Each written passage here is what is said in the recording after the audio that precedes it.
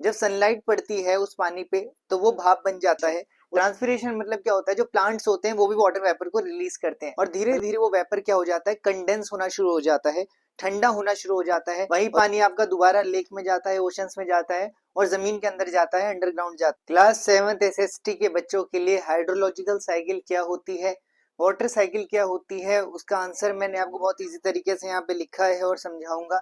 Mainly exam में क्या होता है, हमको आंसर्स को समझ के लिखना होता है और जितना इजी तरीके से हम लिख पाए एग्जामिनर के लिए उतना क्या रहता है, अच्छा रहता है। तो आइए समझते हैं हाइड्रोलॉजिकल साइकिल क्या होता है।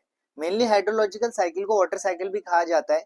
इसका मतलब क्या होता है, water in oceans, river, lakes. पहली बात तो जो पानी आपके रिवर्स, लेक्स या ओशन में प्रेजेंट होता है वो क्या होता है, इवेपोरेट होता है। इवेपोरेट मतलब जब सनलाइट पड़ती है उस पानी पे तो वो भाप बन जाता है, उसमें से भाप बन के फिर वो ऊपर जाता है। तो मेनली पहला प्रोसेस क्या होता है, इवेपोरेशन।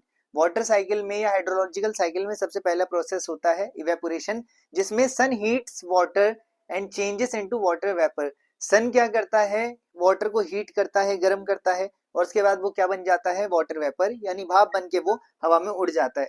फिर बात करें दूसरा प्रोसेस होता है ट्रांसपिरेशन। ट्रांसपिरेशन मतलब क्या होता है, जो प्लांट्स होते हैं वो भी वाटर वेपर को रिलीज करते हैं। मतलब लीव्स वगैरह जो पौधों में होती है उनसे क्या होता है, आपका वाटर वेपर रिलीज होता है, तो वो ट्रांसपिरेशन कहलाता है। Plant release water from leaves. Third होता है condensation.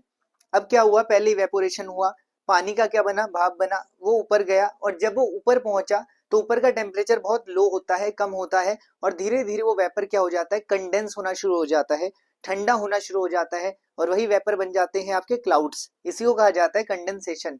Water vapour cools and forms cloud, यानी वही वाटर वेपर ठंडा होके क्या बन जाता है, बादल बन जाता है। किसकी वजह से, लो टेम्परेचर की वजह से, कम टेम्परेचर की वजह से।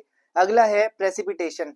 प्रेसिपिटेशन का मतलब क्या होता है, जब उन्हीं बादलों में से पानी बरसता है, जब उन्हीं क्लाउड्स में से रेन फॉल होता है, वही कहलाता है आपका प्रेसिपिटेशन। यानी वाटर फॉल्स एज रेन, यानी पानी क्या गिरता है, बारिश के रूप में वापस आता है। उसके बाद कलेक्शन की बात करें, water collects in river, lakes, ocean and some goes underground. वही पानी आपका दोबारा लेक में जाता है, ओशंस में जाता है और जमीन के अंदर जाता है, अंडरग्राउंड जाता है। यही पूरा प्रोसेस आपका हाइड्रोलॉजिकल साइकिल में आता है।